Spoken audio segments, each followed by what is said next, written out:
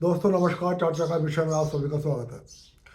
सबसे पहले भारत की तीनों सेनाओं को बहुत बहुत बधाई कि उन्होंने जीरो लॉस के साथ ऑपरेशन सिंदूर को पूरी सफलता के साथ अंजाम दिया है। फिलहाल जो रिपोर्ट्स हैं, उन्होंने पाक ऑक्यूपाइड कश्मीर और पाकिस्तान के 9 स्थानों पर 25 ठिकानों पर हमले किए। फिलहाल की सूचना यह है औपचारिक रूप से कि 90 से 100 आतंकवादी पाकिस्तान में मारे गए। हालांकि अनौपचारिक सूचना यह है कि आतंकवादियों की मृतक आतंकवादियों की संख्या इससे काफ़ी ज़्यादा है। हालांकि मसूद अजहर अब भी बचने में कामयाब हो गया, लेकिन उसने यह माना है कि उसके 10 परिवार के लोग, जिसमें उसका भाई, उसका बहन, उसकी बहन, उसका बहनोई और उनके बच्चे शामिल थे, और उसके 4 बहुत नज़दीकी लोग इस हमले में मारे गए। पाक ऑक्यूपाइड कश्मीर के जो आतंकवादी ठिकाने थे वो भी नष्ट हो गए। लेकिन एक बड़ा सवाल है। बड़ा सवाल यह है कि क्या कार्रवाई पूर्ण हो गई या अभी कुछ और होगा। भारत सरकार ने अभी तक ऐसा कुछ भी स्पष्ट नहीं किया है कि ऑपरेशन सिंदूर पूर्ण हो गया है, और ना अभी तक ऐसा कुछ कहा है कि ऑपरेशन सिंदूर अभी जारी रहेगा। इसका मतलब है कि भारत सरकार ने अपने रास्ते खुले रखे हैं। आवश्यकता पड़ी तो भारत और कार्रवाई करेगा, आवश्यकता नहीं पड़ी तो भारत और कार्रवाई नहीं करेगा। संकेत भी कुछ इस तरीके के हैं। थल सेना के पूर्व अध्यक्ष मुकुंद नरवणे ने कहा है पिक्चर अभी बाकी है। मुकुंद नरवणे का बयान किसी भी राजनेता के बयान से ज्यादा महत्वपूर्ण है। यदि उन्होंने ये कहा है कि पिक्चर अभी बाकी है, तो इसका मतलब है कि अभी कुछ और भी हो सकता है। मैंने आपसे पहले भी कहा था, मुझे पूर्ण युद्ध की आशंका नहीं है और ना पूर्ण युद्ध होना चाहिए। भारत पिछली बार से कुछ बड़ी स्ट्राइक करेगा। पहली बारों में स्ट्राइक सिर्फ एक स्थान पर हुई, लेकिन इस बार 9 शहरों के 25 ठिकानों पर स्ट्राइक हुई। पिछली बार से बहुत बड़ी स्ट्राइक थी। अब आगे की कार्रवाई होगी या नहीं होगी, यह बहुत कुछ इस बात पर निर्भर करेगा कि पाकिस्तान का एक्शन क्या होता है।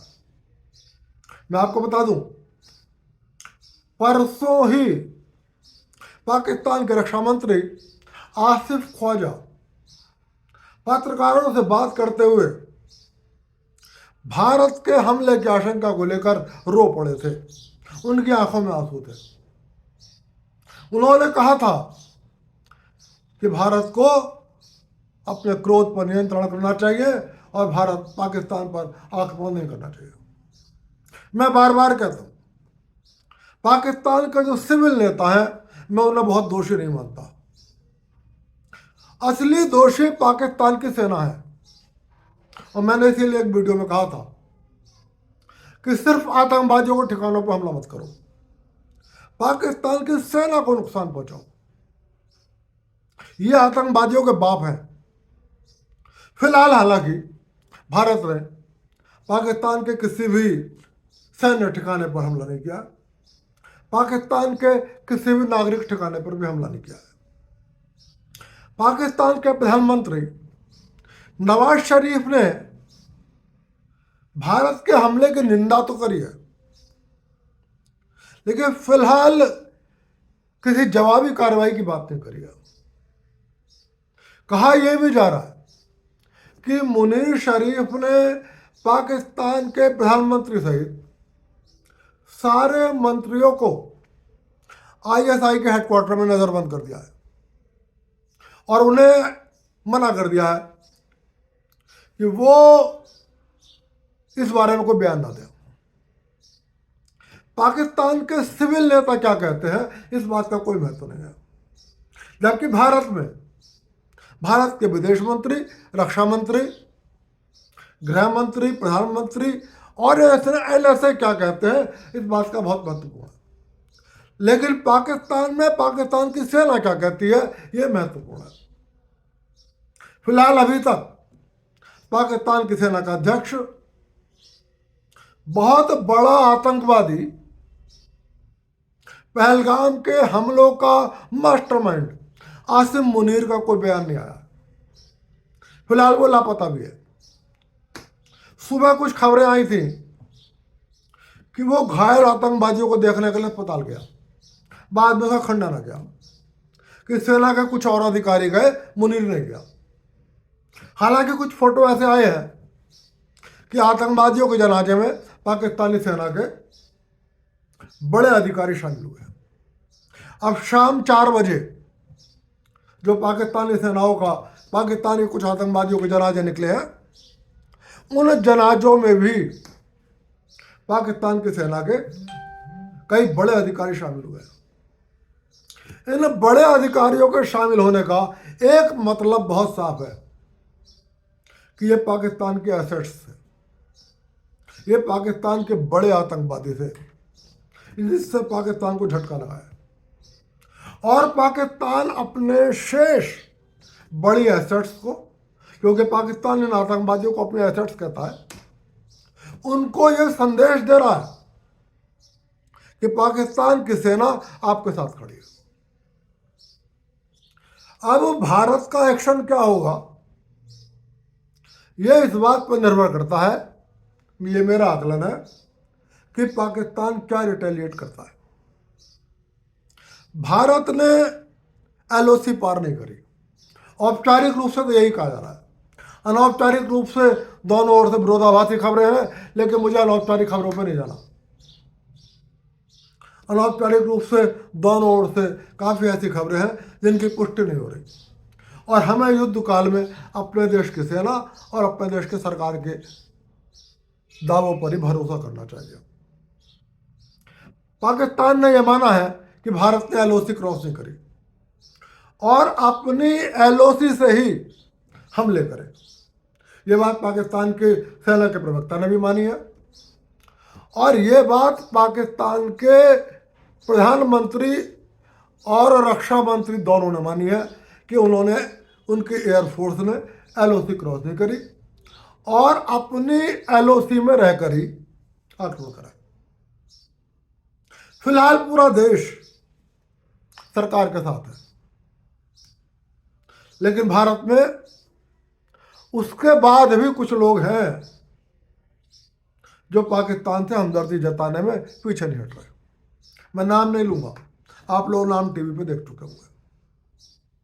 सुबह ही सुबह पाकिस्तान कांग्रेस पार्टी के एक नेता, मुस्लिम नेता ने एक बयान दिया कि क्या सरकार ये गारंटी दे सकती है कि अब पाकिस्तान में सब आतंकवादी मारे गए। ये बहुत साफ इशारा था कि पेट में दर्द हो रहा है कि पाकिस्तान पे हमला क्यों हो गया। पेट में दर्द हो रहा है कि पाकिस्तान में आतंकवादी क्यों मारे गए। देश विरोधी के रूप में प्रचलित एक अखबार, इंग्लिश का अखबार, मैं उसका भी नाम नहीं ले रहा हूं, लेकिन वो अपने नाम से ऐसा दिखाता है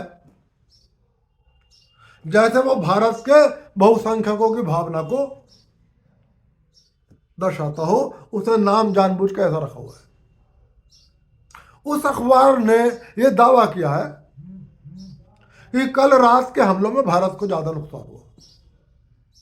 सबसे मजे की बात यह है कि पाकिस्तान के जो न्यूज चैनल है जो पाकिस्तान के दावों की बात कर रहे हैं, वो भी भारत को इतने बड़े नुकसान का दावा नहीं कर रहे जितने बड़े नुकसान का दावा यह अखबार कर रहा है। ये इस अखबार का रिकॉर्ड है कि इसने हमेशा भारत में जहर उगला है, हमेशा भारत में हिंदुओं के खिलाफ जहर उगला है, हमेशा पाकिस्तान की मदद करी है और भारत में उन तत्वों की सहायता करी है जो भारत के गद्दार हैं।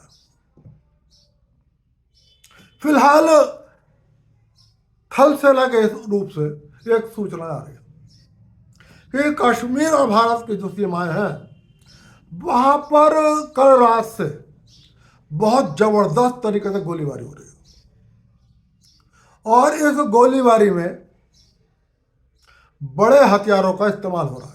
मतलब थल सेनाएं भी एक दूसरे से भिड़ी हुई है। फिलहाल वायुसेना शांत है, तैयार है, लेकिन शांत है। रात उसने 25 मिनट का हमला किया। रात के 25 मिनट के हमले में तीनों सेनाएं शामिल थी, थल सेना, वायुसेना और नेवी। 1971 के बाद यह पहला मौका था कि तीनों सेनाओं ने एक साथ हमले में भाग लिया, लेकिन यह कार्रवाई बस 25 मिनट की थी। हालांकि अब जब मैं वीडियो बना रहा हूं उस वक्त तक की खबर यह है कि सीमा पर जबरदस्त गोलीबारी हो रही है। खबरें ऐसी भी हैं कि भारत की ओर की कुछ नागरिक बस्तियों को भी नुकसान पहुंचा है। कुछ अलग अलग संख्या भी आई है कि कुछ भारत के नागरिक भी मारे गए।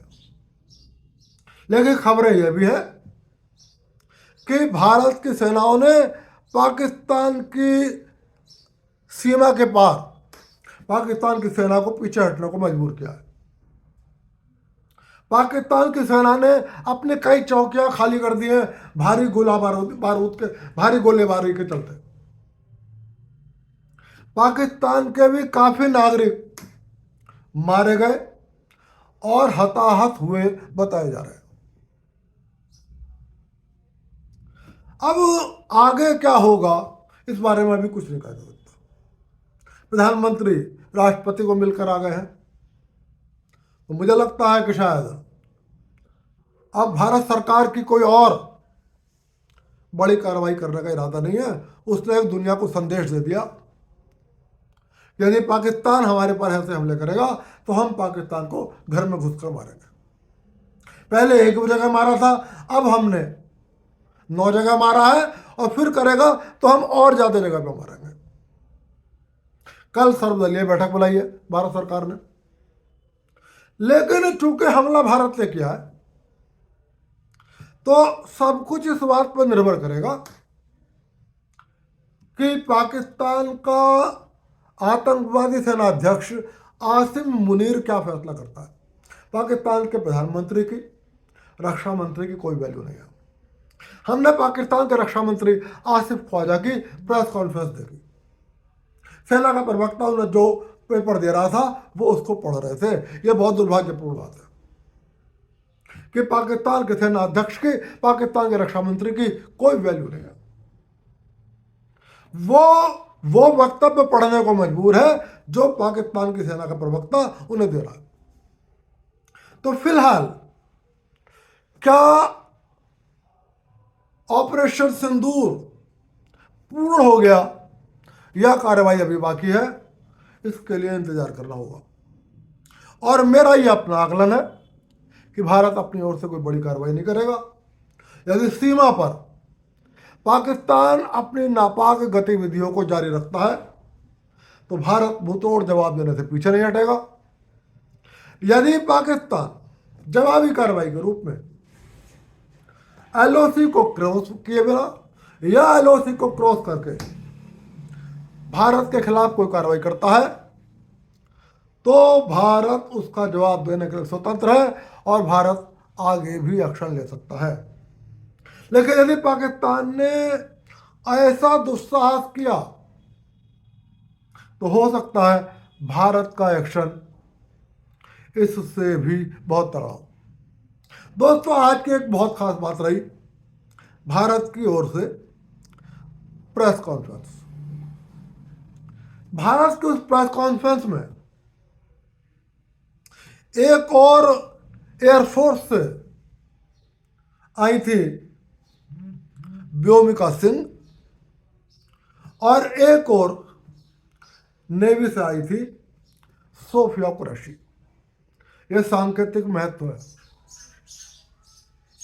और दोनों ने पूरी विश्वसनीयता के साथ प्रेस कॉन्फ्रेंस को संबोधित किया और दोनों ने बाकायदा नक्शे से पूरी दुनिया को समझाया कि हमने पाकिस्तान के किस किस ठिकानों पर हमले किए। एक व्योमिका सिंह, एक सोफिया कुरैशी। ये पूरी दुनिया को भारत का संदेश था। दुनिया के मुस्लिम देशों को भी संदेश था। 57 देशों, मुस्लिम देशों के संगठन OIC को भी यह बहुत संदेश था कि भारत के आक्रमण में, भारत की सेना में हिंदू महिलाएं और मुस्लिम महिलाएं भी बढ़ चढ़ कर हिस्सा ले रही हैं। मतलब पाकिस्तान के जो इरादे थे, जो उसे लगता था कि भारत में 20-25 करोड़ लोग उसके साथ देंगे, या दुनिया के 57 देश जो धमकी देते थे कि भारत ये सावधान रहे कि पाकिस्तान के, भारत के अंदर में पाकिस्तान के एसेट्स है। मैं ये नहीं कहता कि उनके एसेट्स नहीं है, मैं जिस अखबार का जिक्र कर रहा हूं वो भी पाकिस्तान के एसेट्स है। जिस सुबह कांग्रेस नेता ने, मुस्लिम कांग्रेस नेता ने बेहद आपत्तिजनक बयान दिया, निश्चित रूप से उसे पाकिस्तान अपने एसेट्स मानेगा। और अजय राय का तो आपने देख ही लिया होगा, शर्म नहीं आ रही। वो उत्तर प्रदेश कांग्रेस का अध्यक्ष है।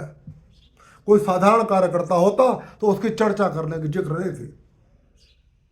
पता नहीं अजय राय चुल्लू भर पानी का इस्तेमाल करेंगे या नहीं करेंगे, क्योंकि आपको पता है चुल्लू भर पानी किस काम के लिए इस्तेमाल होता है। क्योंकि उसी राफेल से सीमा के अंदर रहते हुए पाकिस्तान के ठिकानों पर हमला करा गया, जिस राफेल को अजय राय खिलौना बता रहा था। तो फिलहाल मैं सिर्फ ये कहूंगा, अभी इंतजार का और बहुत सावधानी का समय है। ये मत समझना ये कार्रवाई पूरी हो गई है। मुझे यह अकल है ना, भारत की ओर से कार्रवाई पूरी हो गई है, लेकिन भारत सरकार ने अपने रास्ते खुले रखे हैं।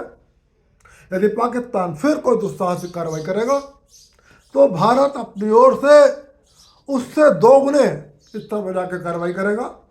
लेकिन जिस तरीके की अनौपचारिक सूचनाएं आ रही है, मैंने फिर कह रहा हूं कि मैं अनौपचारिक सूचनाओं पर नहीं जाना चाहता।